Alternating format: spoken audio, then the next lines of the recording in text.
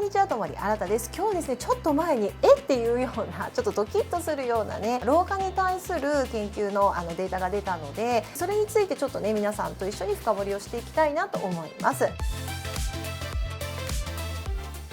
老化に対するどんな研究かっていうと、アメリカのスタンフォード大学とシンガポールの南洋理工大学っていうものが共同でした老化に対する研究結果で、人は44歳と60歳の2回のタイミングで老化が急速に進む時があるということなんです。ちょっとドキッとしませんか？テレビとかあとネットニュースにもなったので皆さん知っている方多いと思うんですが、今まで老化っていうのはゆっくりゆっくりね、もう徐々に進んでいってどんどん右肩下がりっていうようなイメージだったと思うんですが、そうじゃなくて44歳でまずドーンで60歳でドーンというような感じで急速に加速する時がある。緩やかに同じようにじゃなくて、ある一定の年齢でドンドンと落ちてくるっていうことが今回の研究で分かったっていうことなんですね。もちろんこれは日本人を対象にしたわけではないので、もしかしたら全部が当てはまるわけではないし、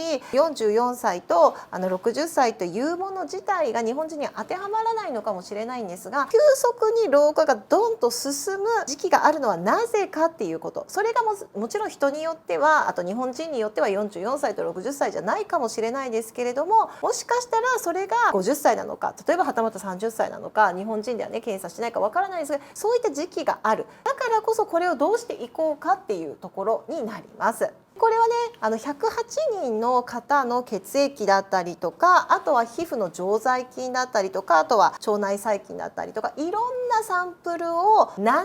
間採取して、それによって生み出されたデータになるので、結構ね7年間追跡するって大変なことなので、それはかなり有意義なんじゃないかなというふうに思います。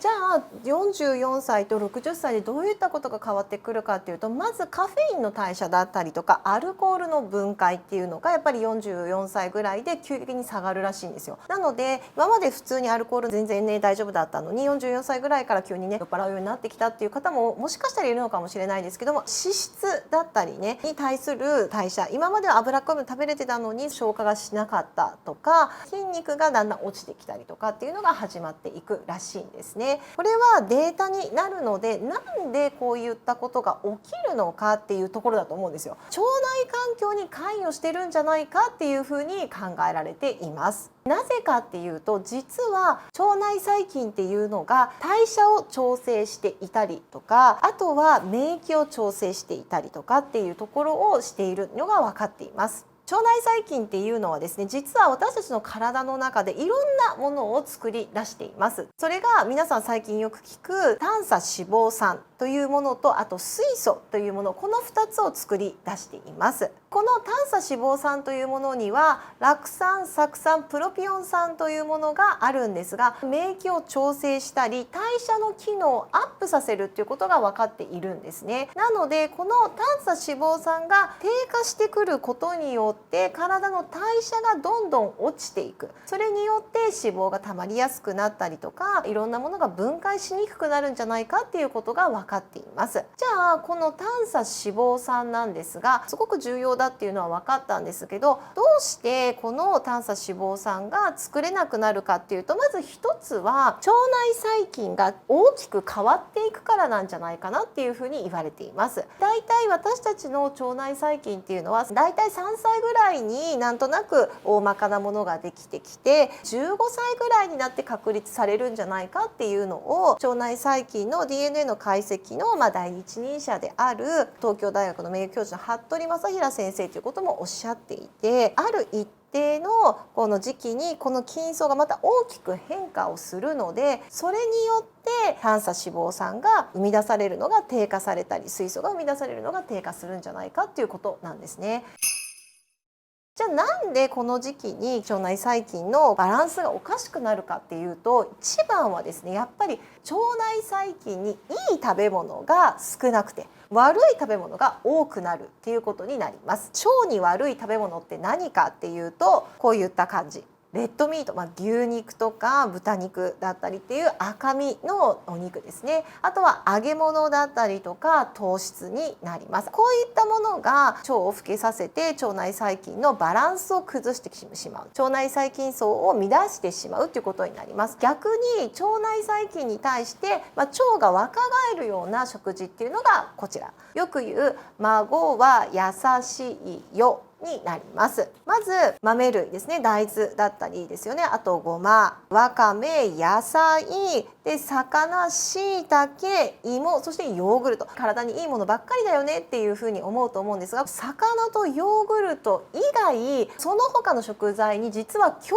通する栄養素が含まれています。それが最近よく聞く発酵性の食物繊維、いわゆるルミナコイドという栄養分です。食物繊維っていうとよく聞くのが水溶性の食物繊維だったりとか、不溶性の食物繊維っていうのをよく聞くんだけどっていうことで皆さんおっしゃると思うんですが、実は2007年に WHO だったりとか FAO という国連の食物機関っていうものがですね、水溶性とか不溶性っていうのは私たちの体にですね、あんまり意味がない分類だからこれをちょっとやめていきましょうっていうのは2007年にも提唱してるんですよ。世界ではもう水溶性不溶性ではなくて発酵性の食物繊維かそうじゃないかっていうもので大きく分けています。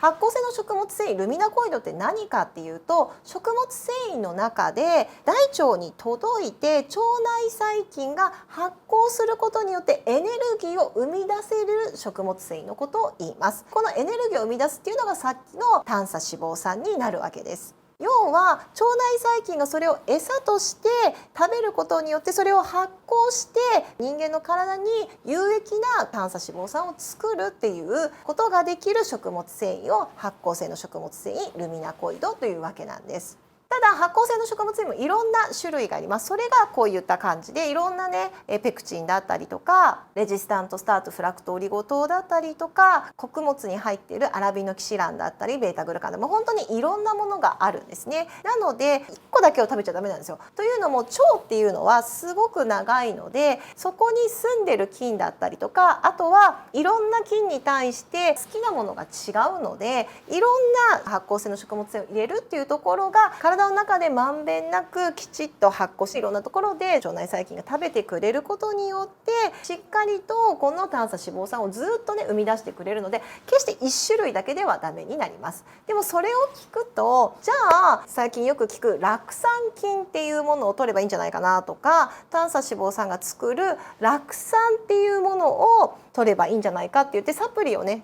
飲んだらいいのかって思う方もいらっしゃると思うんですけれども、さっきね3歳ぐらいで大枠ができて15歳ぐらいで確立するって言いましたよね。なので外から菌を入れても住み着かないっていうことが分かっています。もしかしたら一定時間はいらっしゃるのかもしれないんですが、実はこれ全部外に流れていっちゃうんですね。なのでいくら酪酸菌を取ったとしてもそれだけで酪酸は作られないわけですよ。まず酪酸ってすっごい臭いんですよ。なのでそういって飲みにくいっていうのも一つですし、実は酪酸のサプリを飲んでも胃とかでね代謝されてしまうと言われているんですね。私たちの体には腸内細菌が住んでいて、私たちの腸内細菌がこの短鎖脂肪酸を作ってくれる機能を持っているわけですから、わざわざ入れるんじゃなくってバランスのいい発酵性の食物繊維、いわゆるルミナコイドを入れることによってしっかりとね自分の腸内細菌に作ってもらうっていうことがやっぱり効率がいいし、あと長時間ねずっとしっかりとこの短鎖脂肪酸を生み出せるっていうところになるんですね。そうすることによって例えば44歳だったり60歳に老化がドンとくるのを抑えてくれるんじゃないかっていうふうに言われています。なので私はこの研究を見た時にダムみたいなもんなのかなと思ったんですよね。老化って緩やかにいくんじゃなくて、ある程度ちょっと老化が進んできてたまるとドンと、でまたある程度いってたまるとドンというような感じで老化が進む。ずっとねさっき言った腸に悪い食事だったりとかをしていくと、ちょっとずつ腸の中の腸内細菌のバランスが崩れていって、さっきの腸内細菌が作る短鎖脂肪酸というのがだんだん少なくなってきてドンと進んでいくっていうような感じなんじゃないかなと思います。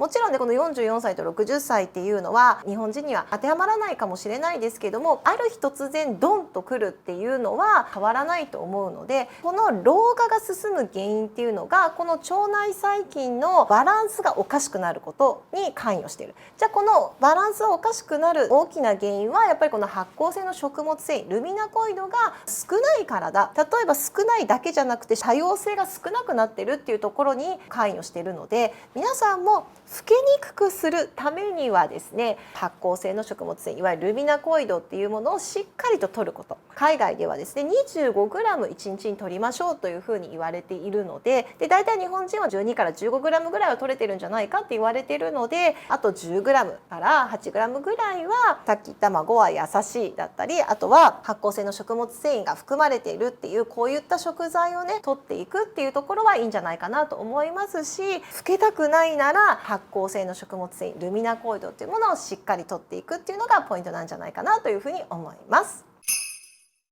はい、ということでいかがだったでしょうか。私もねこの44歳と60歳で急激に老けるっていうのを、私もう46歳だから急に老けたのかしらと思ってるんですけど、なんとなく今のところはまだ大丈夫なのは、私自身も発酵性の食物繊維の大切さっていうことを知って少しずつ摂っていますので、緩やかになってるんじゃないかなと思うので、よかったら皆さんも発酵性の食物繊維ルミナコイドをちょっとどんなものに入ってるのかなっていうふうに調べて積極的に摂って腸内細菌の多様性を維持するようにしてみてください。ということで今日も最後まで見ていただいてありがとうございました。このチャンネルではこんな感じで美容や健康について詳しく解説しているものになります。特に老化だったりとかそれにまつわる腸内環境についてはですね、興味が多い方も多いので再生リストにまとめておきますので、ぜひ再生リストでチェックもしていただければと思います。ということでまた次の動画でお会いしましょう。さようなら。